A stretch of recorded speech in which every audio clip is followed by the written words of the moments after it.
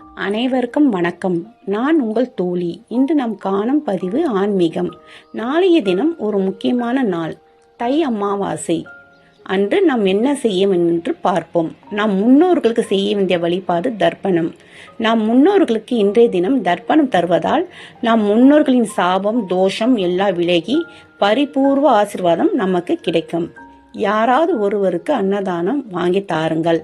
கோமாதாவுக்கு அகத்திக்கீரை வாங்கி தரலாம். காக்கைக்கு எள் கலந்த சாதம் வைக்கலாம். அதே போல் அமாவாசை அன்று மாலையில் ஒரு பரிகாரம் செய்ய வேண்டும். அது என்னவென்று நாம் பார்ப்போம்.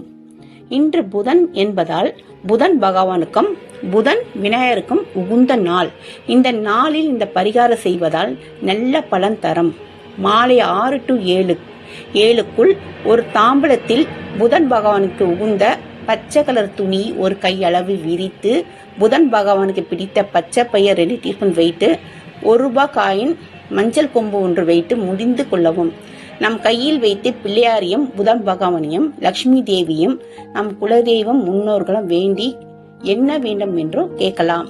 பிறகு 11 முறை ஓம் மகா கணபதியே நமக என்று சொல்லி பிள்ளையார் காலடியில் வைக்கலாம். இரவு படுக்க முன்பு எடுத்து வெளிவாசல் கதவுக்கு மேல் கட்டிவிடுங்க. 6 மாதம் ஒரு முறை மாற்றலாம்.